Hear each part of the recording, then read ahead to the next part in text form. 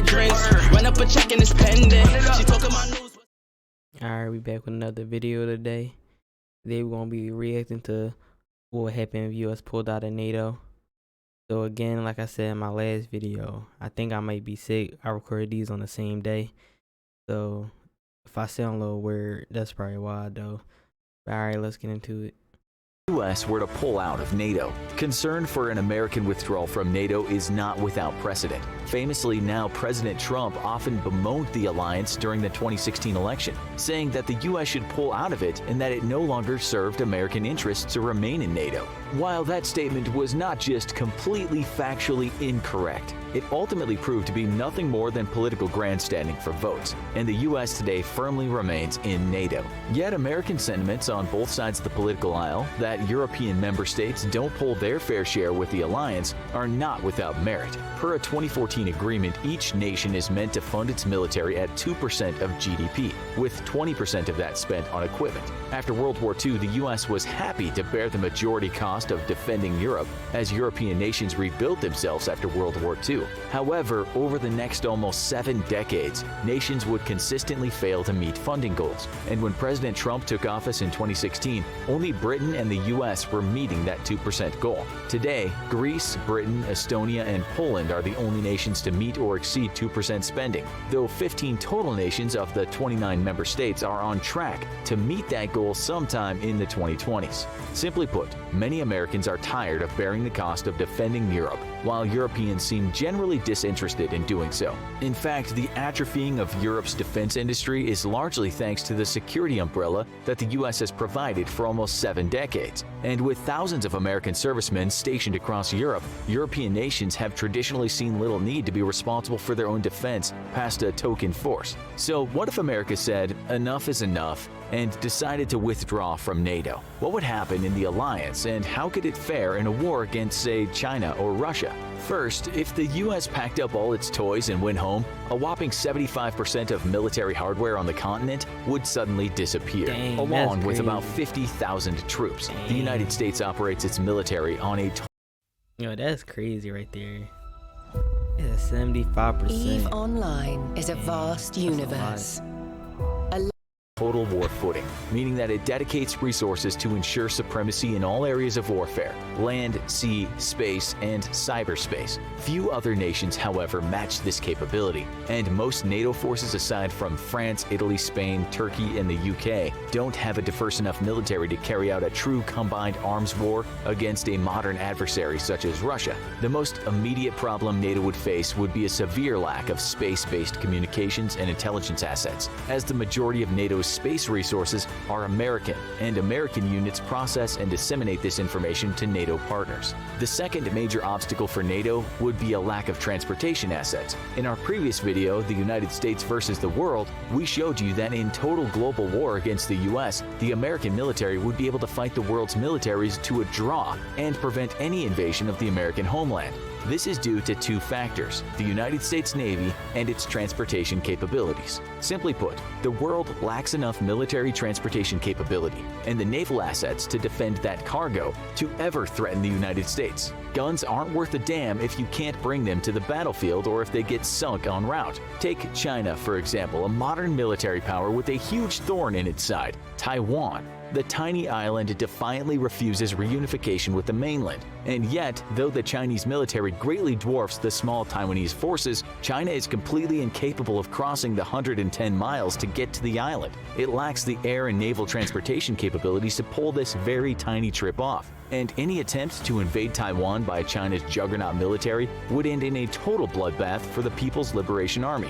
NATO, however, is in an even worse position for transporting troops and equipment to a modern battlefield. During the Falklands War between Great Britain and Argentina, had Argentina used its navy more efficiently, it would have absolutely trounced British forces. Due to the low numbers Britain could successfully ferry across the Atlantic at the time, even with the objective being the securing of a tiny strip of islands, Britain could barely manage to procure enough transportation capability to conduct a maritime assault, and had to press civilian ships into service. Even even then, it was covert American assistance that saw Britain's tank forces ships refuel en route to the Falklands, and American aircraft that flew British personnel to Ascension Island, a staging ground for the invasion. It was also American satellite intelligence that averted a potential total defeat when the CIA informed the We're giving away our Dang, that's $79 crazy. backpack US, for US, free. US. You just pay the shipping. US helped them. No hidden US charges. helped them. British Yeah, that joke. that their invasion force would be going up against 2 to 3 times the number of defenders they originally believed they would be facing.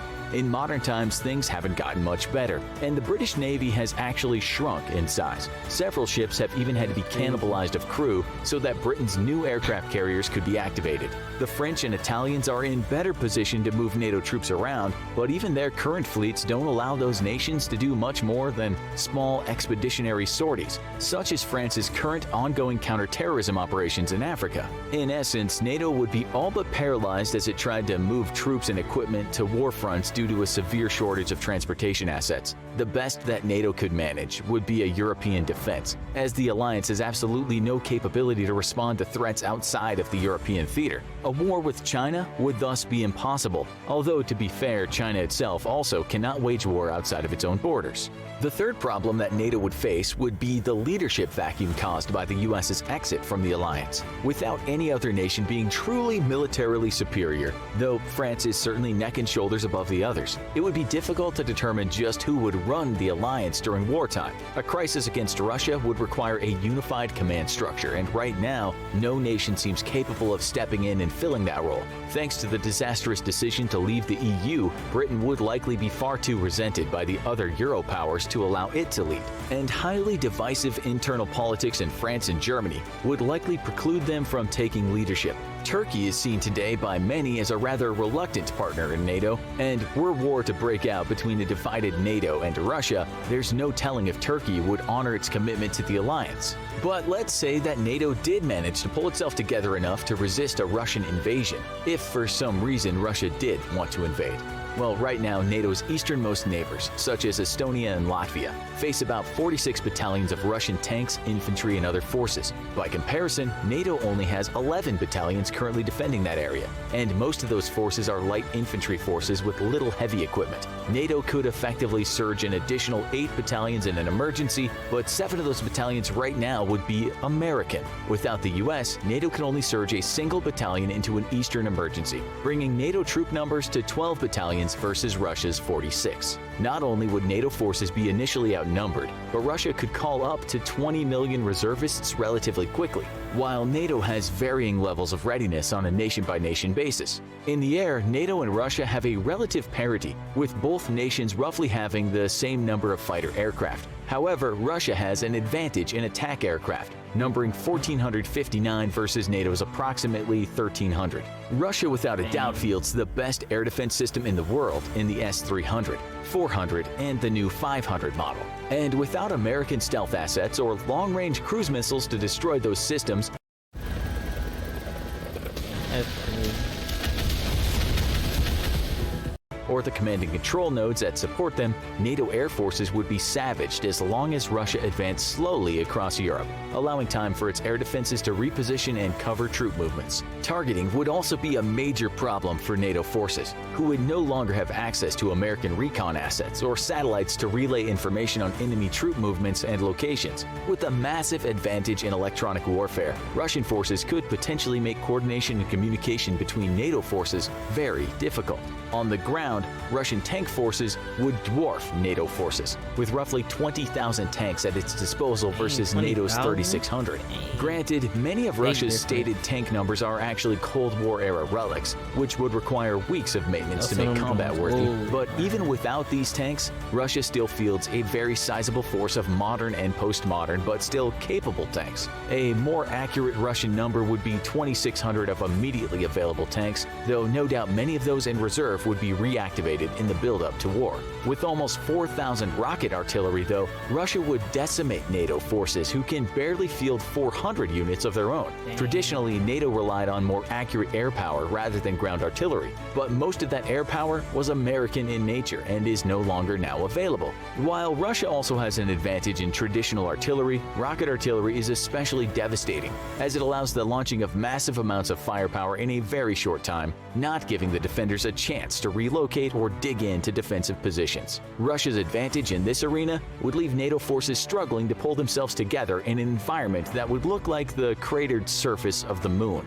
Although NATO could field about 2 million personnel versus Russia's 1 million, these personnel all have varying degrees of readiness, as does their equipment.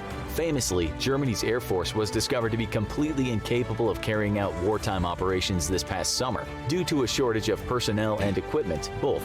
Its Navy also faces similar problems, leaving in question the utility of a keystone member of a European-only alliance. Turkey also makes up the bulk of European NATO forces, and given its strained relation with other NATO members and a lack of strong leadership should the US step out of the alliance, it's not known if Turkey would support NATO in a war against Russia. NATO could not hope to operate in the short term without the US's continued support, though there is hope that if the US left and there was no immediate emergency, the alliance could manage to pull itself together in time and become a fighting force capable of at least defending Europe. With the balance of global power shifting across the Atlantic to the Pacific in a new tug-of-war between the US and China, though, NATO will have to greatly expand its expeditionary capabilities if it doesn't want to live in a world dominated by China's influence and under global rules imposed by the Chinese Communist Party.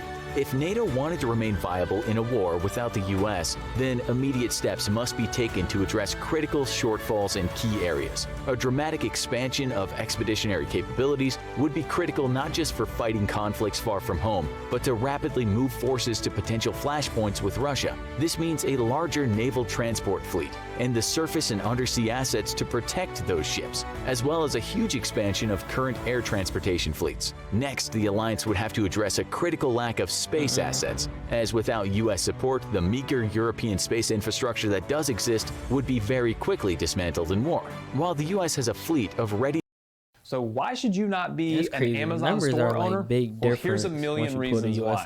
Oh wait, and another million and to deploy space assets in case of wartime attrition of current assets, as well as the space government and civilian infrastructure to launch those assets, Europe largely lacks the physical hardware to replace any current losses in space, though it at least has adequate delivery solutions thanks to the robust European Space Agency. Transportation, intelligence, and leadership are NATO's greatest weaknesses without the US, quickly followed by a severe lack of heavy combat equipment needed to stop a modern combat force. Yet these are problems that can be overcome with the refocusing of European military priorities, and in the long run, NATO could survive without the United States. For the US's part, any talk of leaving the alliance would be tantamount to shooting itself in the foot, even if anger at shouldering the bulk of the cost of European defense is itself not without merit. European forces have proven steadfast allies for the United States in a variety of conflicts, and the 7 decades of peace in Europe are a testament to the ultimate victory of NATO, which has so far succeeded with all members united in preventing a future war. Traditional warfare isn't the only threat that might follow the US pulling out of NATO. Cyber wars between huge nations don't just target each other's military forces, but regular people like you and me. And it's your data and online identity that they're after, so you need to make— Man, cause I swear, bro, different country mess my internet, bro. They gonna have a problem with me, cause I don't got time for that nonsense, bro. I need my internet. But yeah, if y'all like this video, like and subscribe for more content later on. And alright, I see you on the next one. Heard them lanes was talking now, and we don't pay that no mind. Didn't need to watch and know that I'll be hearing no.